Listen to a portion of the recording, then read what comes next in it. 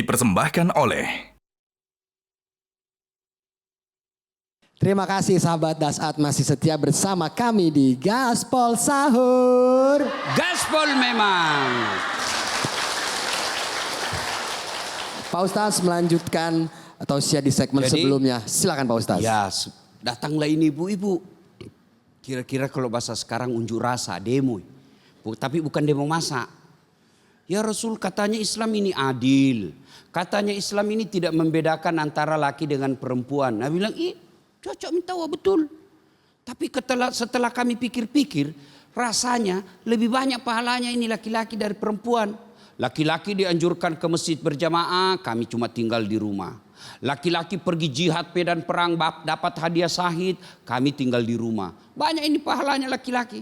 Lalu Nabi tersenyum, Bu, betul ibu yang ibu sampaikan.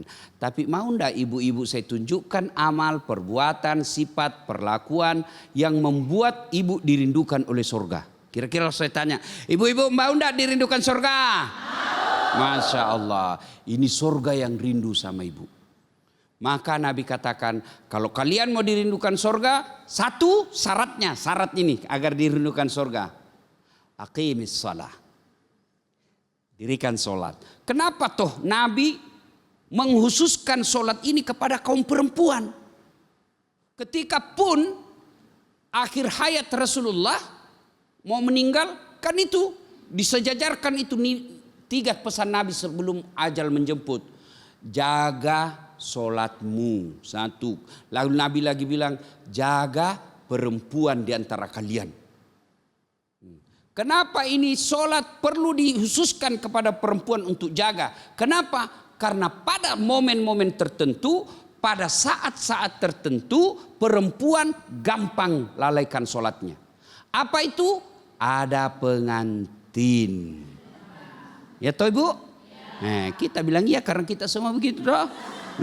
Kalau ada pengantin dia pakai jilbabnya. Jilbab namanya jilbab sakaratil maut. Pernah lihat jilbab sakaratil maut ibu? Itu Mas Ajis yang ada tali-talinya diambil dulu kain 2 meter. Lipat-lipat. Orang Bugis bilang naripiki. Sudah itu dia lilit ke lehernya. Sudah baru dia kasih bunga di sini.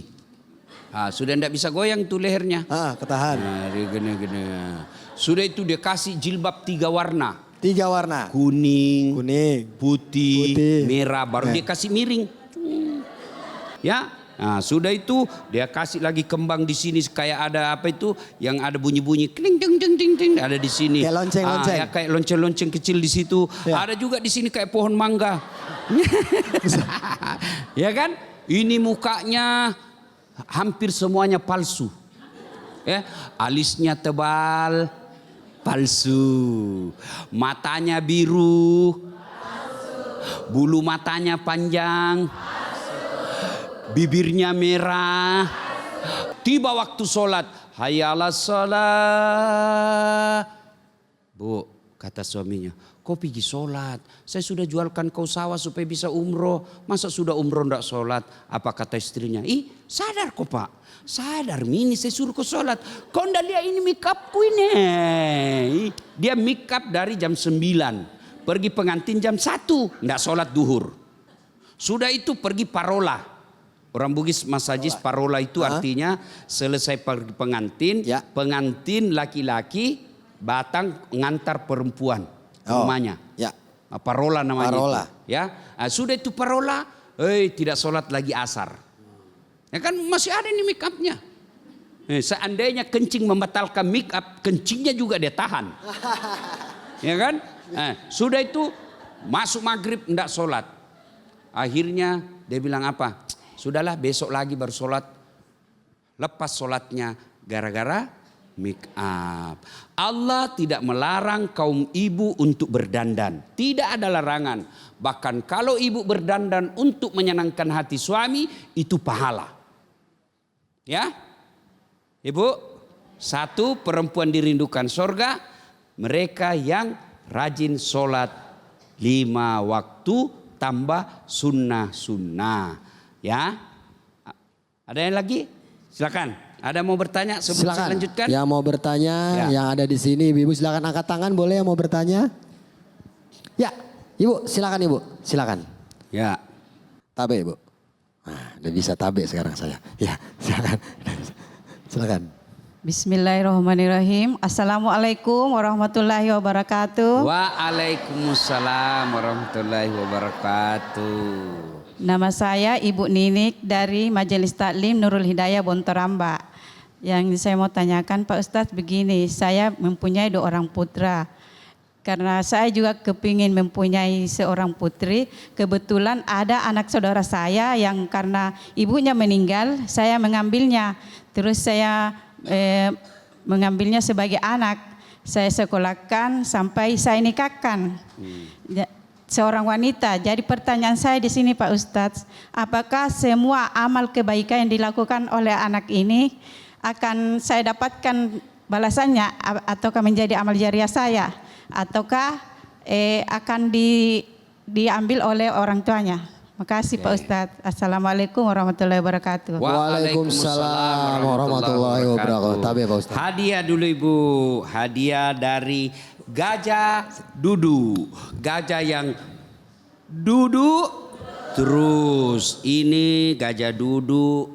Motifnya tertulis Mika Kembang. Ya. Tapi ini menunjukkan ibu seperti kembang. Oke, terima kasih.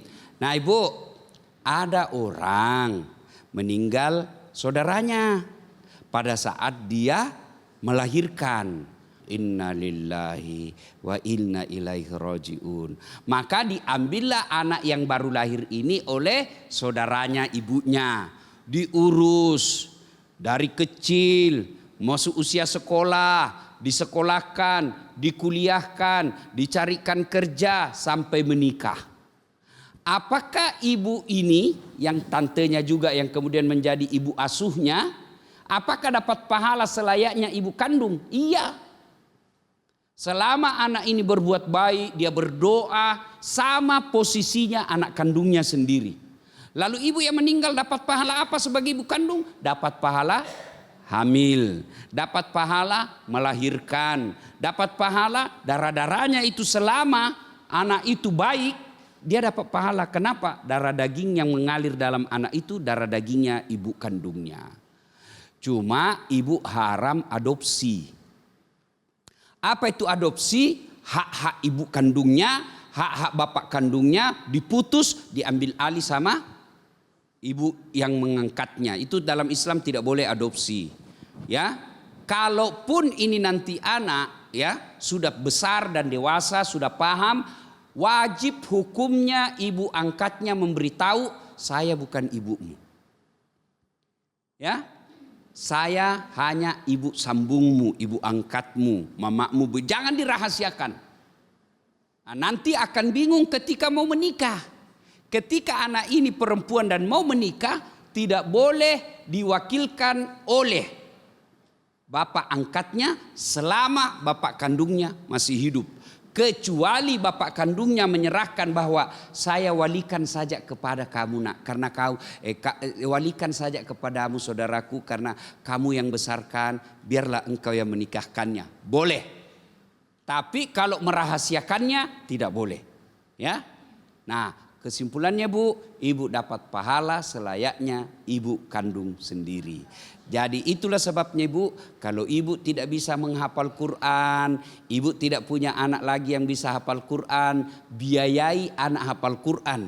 Meskipun dia tidak serumah sama ibu, dia hidup dan besar di pondok, tapi ibu yang biaya hidupnya sama hukumnya ibu punya anak penghafal Quran. Ini agama kita ini bukan mempersulit, memberikan kemudahan. Allah itu bukan pengasih, tapi maha pengasih. Allah itu bukan penyayang, tapi lebih dari itu maha penyayang. Ibu tidak usah jadi ustadz, susah. Lebih baik ongkosi transfer ke ustadz. Nah itu dapat pahala ustadz juga. Jelas Bu? Ya. Pak Ustadz, tadi sudah jelas sekali. Ini saya juga ada pertanyaan sedikit Pak Ustadz. kalau ada seorang istri, perempuan seorang istri yang memiliki karir pekerjaan lebih tinggi, kira-kira begitu Pak Ustadz daripada suami, apakah diperbolehkan atau ada batasan-batasannya?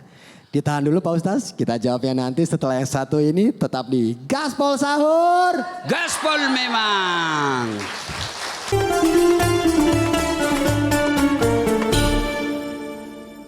Dipersembahkan oleh Jelajahi cara baru mendapatkan informasi. Download Metro TV Extend sekarang.